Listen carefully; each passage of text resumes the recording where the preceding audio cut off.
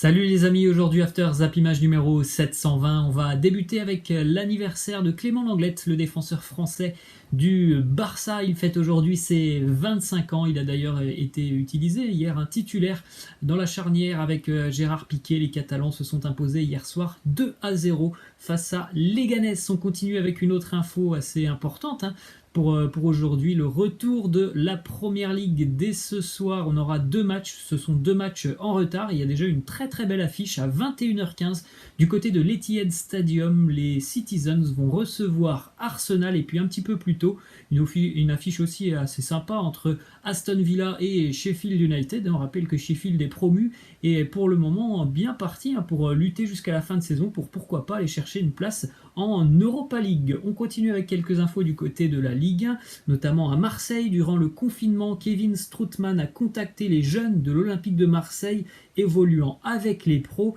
et il leur a acheté à chacun pour 5 000 € de matériel afin qu'ils puissent s'entraîner eux aussi chez eux. Bon, évidemment, les jeunes qui évoluent avec le groupe pro de l'OM n'ont pas le même salaire que les cadres comme Strootman ou comme d'autres joueurs du côté de l'OM, donc c'est vraiment un geste très très sympa de la part de Kevin Strootman. Autre petite info et une déclaration d'un ex-joueur de l'Olympique de Marseille, à savoir Adil Rami. Il nous dit: en tant que supporter de l'OM, j'espère vraiment que Jacques-Henri Hérault va quitter le club. Il y a des grands présidents en France, mais à mes yeux, il n'en fait pas partie.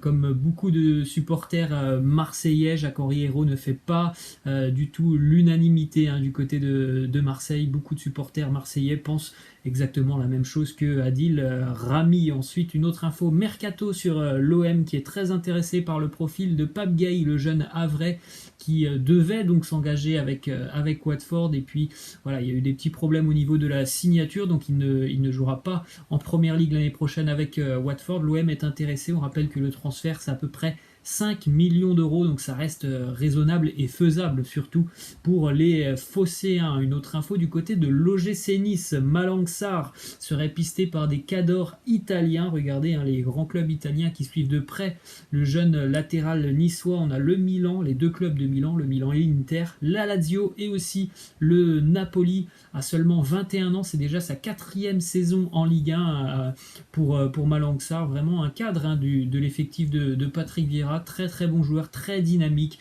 Il réalise très très bien le piston sur son côté, donc vraiment un bon profil. Petite info du côté du FC Metz, Thierry Ambrose s'engage définitivement avec les Messins. Jusqu'alors, il était prêté par Manchester City. On se dirige du côté de la capitale maintenant avec cette info qui concerne Thomas Meunier, puisque selon le quotidien allemand Bild, le Borussia Dortmund annoncera officiellement le transfert de Thomas Meunier avant la fin de saison. On l'avait bien compris depuis quelques semaines, l'avenir de l'international belge n'était plus à Paris, donc ça sera certainement le Borussia Dortmund qui va accueillir Thomas Meunier l'année prochaine. Autre info qui concerne le PSG et un club de Bundesliga, à savoir le Bayern Munich. Les dirigeants parisiens se sont déjà positionnés sur le dossier de l'international autrichien David Alaba, puisque David Alaba, pour le moment, du côté du Bayern, il a un contrat jusqu'en 2021, donc c'est sûr que s'il ne part pas cet été, il sera libre l'année prochaine. Et pour le moment, niveau prolongation de contrat, ça n'avance pas vraiment du côté du Bayern avec David Alaba. Donc les Parisiens, les dirigeants parisiens sont évidemment très intéressés. C'est un profil qui peut être vraiment top pour le PSG. C'est quelqu'un qui est polyvalent, David Alaba. Il peut jouer en charnière centrale, il peut jouer sur le côté, donc c'est vraiment un profil qui va plaire certainement au PSG, qui en plus va rechercher des joueurs de ce type sur ce mercato, avec notamment les départs de deux latéraux du côté du PSG. Et si on rajoute en plus de ça le fait que Tanguy Kouassi va certainement s'engager du côté du Bayern, et bien évidemment le PSG a aussi envie de faire un petit peu mal au Bayern en récupérant l'un de ses cadres. On prend la direction de l'Espagne maintenant, on en a parlé en tout début de vidéo. Le Barça s'est imposé hier soir face à Leganés 2-0 grâce à Ansu Fati et Léo Messi en seconde mi-temps sur penalty. Bonne opération au classement pour les Catalans qui mettent la pression sur le Real Madrid. Les Madrilènes joueront demain, une belle affiche d'ailleurs pour le Real demain. Le Real sera encore à domicile pour affronter le FC Valence, ça sera aussi à 22 heures. On poursuit avec une autre info qui concerne le Barça. Les dirigeants catalans sont sur le point de recruter Souleymane Aou, latéral gauche de Béziers en national. Le joueur a déjà donné son accord pour rejoindre le Barça. Maintenant, il faut s'entendre avec le club héroltais. En cas de transfert, le joueur va rejoindre l'équipe B du Barça, Béziers, qui a été relégué cette année. On rappelle que Béziers, l'année dernière, était en Ligue 2.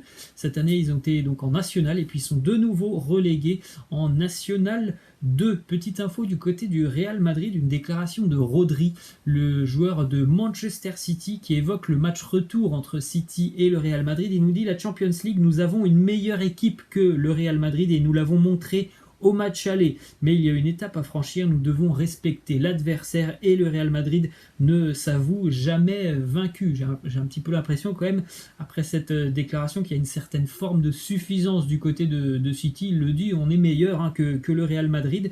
Bon, on verra bien ce qui se passera sur le match retour, mais il est évident que City a quand même pris une option en s'imposant 2-1 au match aller du côté du Bernabeu. Petite info du côté de l'Italie, puisque c'est vraiment une belle journée de foot aujourd'hui. On aura donc la Première Ligue, on a aussi de la Bundesliga ce soir, on a de la Liga et on a aussi la finale de la Coupe d'Italie. Les demi-finales se sont jouées la semaine dernière, donc ce soir finale entre le Napoli et la Juve. Ça sera à 21 h. Petite info qui concerne Ronaldo, ça sera la 32e finale dans sa carrière à Cristiano Ronaldo. Il a inscrit 19 buts en finale et il en a remporté aussi 19 des finales, donc assez incroyable pour Cristiano Ronaldo. Autre petite déclaration du côté de la Juventus, c'est Giorgio Chiellini qui nous dit: je joue encore 1 an, puis je verrai comment vont mes jambes. J'aimerais continuer dans le football car c'est ma vie. Je préférerais plus un rôle de dirigeant qu'être au bord du terrain. Mais on ne sait jamais dans la vie, donc on va encore certainement voir Chiellini se battre sur le terrain, puisque c'est vraiment quelqu'un qui a toujours la hargne sur le terrain. On va encore certainement en profiter pendant 1 an, et puis peut-être que dans 1 an, il va raccrocher les crampons. On prend la direction de l'Allemagne maintenant avec les résultats du multiplex de la veille. Victoire pour le Bayern Munich 1-0, victoire pour l'Union de Berlin face à Paderborn 1-0 et victoire aussi pour Fribourg 2-1. Les 3 équipes qui jouaient en rouge hier soir se sont imposées. La petite info, on en avait parlé hier, si le Bayern s'imposait, le Bayern allait être sacré champion d'Allemagne. C'est chose faite pour les Bavarois qui se sont imposés 1-0 grâce à Robert Lewandowski, donc 8e titre consécutif pour le Bayern Munich et aussi le 30e titre de l'histoire du club bavarois. Là aussi, c'est assez impressionnant. D'ailleurs, une petite déclaration de Robert Lewandowski qui nous dit: je ne mange pas de viande le jour du match, c'est trop lourd pour mon corps, donc je mange léger, c'est ce dont j'ai besoin. Petite info assez sympa. Il ne mange pas de viande les jours de match. Autre résultat important de la veille, c'était un match qui était avancé, je crois, à 18h30.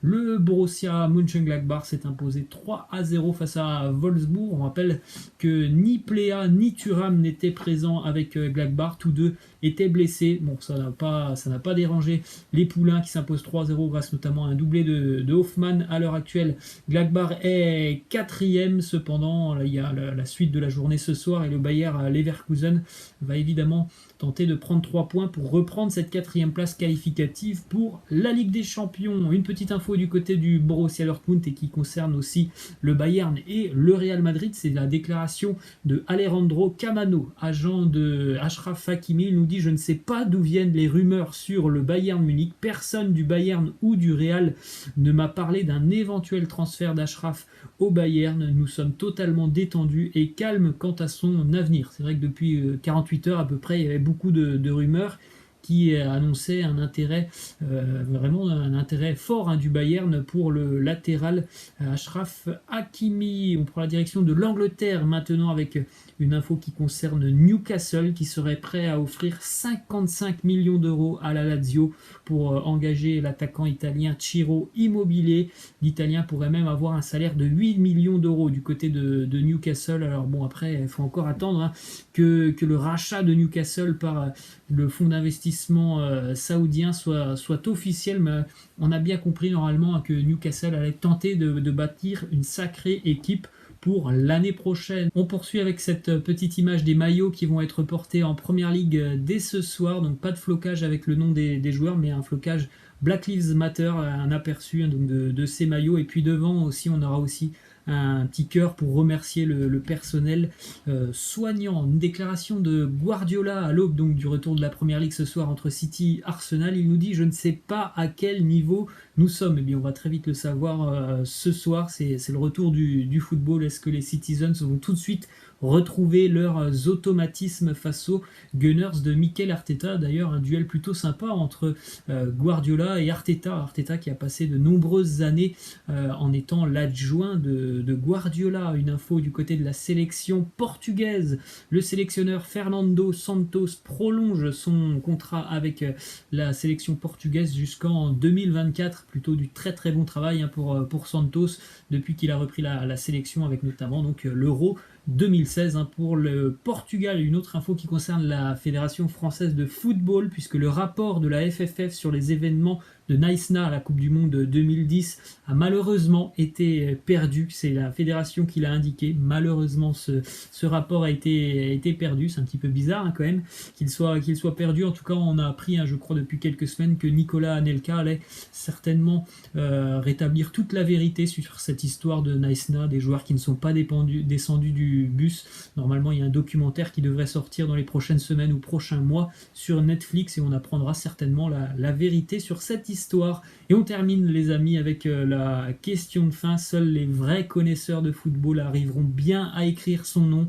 Bastian Schweinsteiger, qui est donc sur la photo. Laissez-moi en commentaire le nom, essayez de l'écrire, c'est pas simple. Voilà les amis, c'est la fin.